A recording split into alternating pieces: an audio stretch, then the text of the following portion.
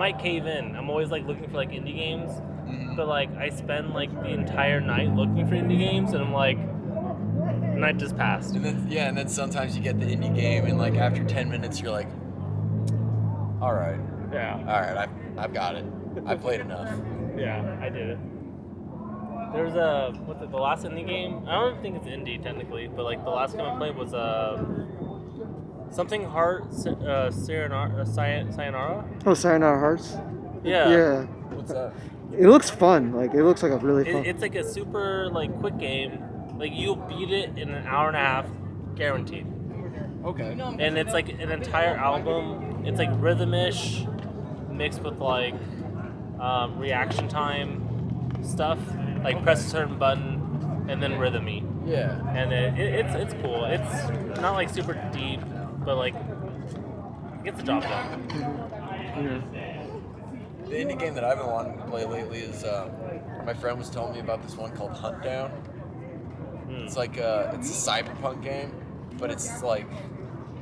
Did you ever play? What's it called? Oh my god! So it's like something Katana. Oh, Zero Katana? That's it. Katana Zero. That's it. Yeah. It's supposed to be pretty similar to that, but kind of more like a cyberpunk version of it. Ooh. So I'm like, okay, all right. I love Katana Zero. Yeah, dude, that game was great. It's just like a 2D Hotline Miami, side-scroller Hotline Miami. Yeah. It's lovely. I love the story. I love the gameplay. I love the gameplay. The story's like pretty cool. So, fuck yeah. It's one of the, like, have you ever watched any of the videos describing the story in detail? Oh, like on YouTube and stuff? Yeah. That's definitely one of those games where it's like, I got the story when I was playing it, but then I beat the game and I watched the video and it's like, oh, yeah. Okay. Yeah, exactly. Yeah. Dark Souls is kind of like that. Yeah. It makes me scared. I really think I hope that like Katana Zero, like the developers really have a sequel in mind, because like the ending was ambiguous. Yeah. It's like to some degree. So it's like I really want another one. Like come on, do it. I just love those kind of games where it's just like play for 5 seconds. Oh, you died. Restart super quick. Oh, I love that. Yeah. I love it. Just keep hammering away at it, basically. Yeah. Figuring it out. That's like the idea of gaming, right? Like that's like the mentality of tutorials before like, you know, Batman Asylum. Oh yeah. It's like it's like where like they literally have text bubbles of like explaining what the things do and like you should do this. Like okay, like that's not how games should be. Like teach your player to do things by just putting in scenarios where it's like it's incredibly unlikely for you to get past this unless you figure it out. Yeah. And then you'll gradually get there. Definitely. You know, like Mega Man's a great example of that. Yeah, 100%. 100%. You know, Katana Zero is like I love it. You know, like I want to replay that because that's one of those games also where it's just like it's a good game to just beat in one sitting. You know what I mean? Just spend an hour, two, just get through it. Yeah.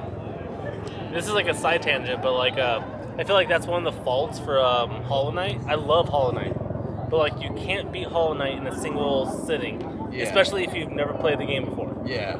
And like I love Hollow Knight, but like Katana Zero has like a very special place in my heart because like you can be like, bro, you never played Katana Zero? Oh my god! All right, check it out. And then just get right into it. Just get right into it. Finish it tomorrow. We'll talk about it. Yeah. And there's something to talk about. That's kind of like, I think Ernesto and I were just talking about this kind of stuff. Like, I feel like even when I was a kid and I got an N64, I was still noticing that, like, man, these games aren't as replayable as, like, SNES games. Yeah. Like, a SNES game, I can literally just, like, throw in Donkey Kong Country and just go and play, you know what I mean? Whereas, like, around the time of the N64, it all became about the big adventure, you know what I mean? Yeah. And it's just, like, you can't really just put in Ocarina of Time and play for, like, 15 minutes and have a good time. Right. You know what I mean? Yeah, you won't be complete in a single setting, typically. Yeah. Like, yeah, you can play like 3 hours and you're like, cool, I finally like left the first city. I'm like, all right, I'm gonna go to the next thing. Something.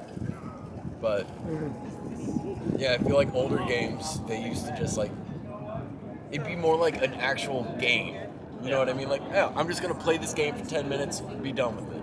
Right. And I want more games like that nowadays. Like a kite or Katana Zero is kind of like that, where it's just like play for a couple minutes, have fun. Whenever you're done, you can just easily back out of it. It's not too much of like a time investment. Yeah, exactly. I feel like you're always content. Like the moment you beat that level you were struggling on, that level you were just dying over and over again. Yeah. It's like, cool. I'm alright. If I stop tonight, it's fine. I did it. It's those tiny and quick victories kind of thing. Yeah. Whereas That's like perfect. I can't just put in Skyrim for like 3 minutes and have a good time. Yeah. I mean, it's like I gotta get started on something. I gotta go walk for like 5 minutes, talk to someone. Yeah. Am I going the right way? Like 5 minutes walking over here. The whole adventure kind of mindset. Whereas with SNES games like Mega Man X, just throw it in and play it. Yeah, just do it. Yeah, you'll figure it out. Yeah, I love that shit. Yeah. Oh yeah, move. Say hi to Aleph. Alf, yo! This is what I look like, by the way. Yeah. If you didn't know. It's my face. That's move. Yeah, it's me. Alright. Oh. Fucking cold out.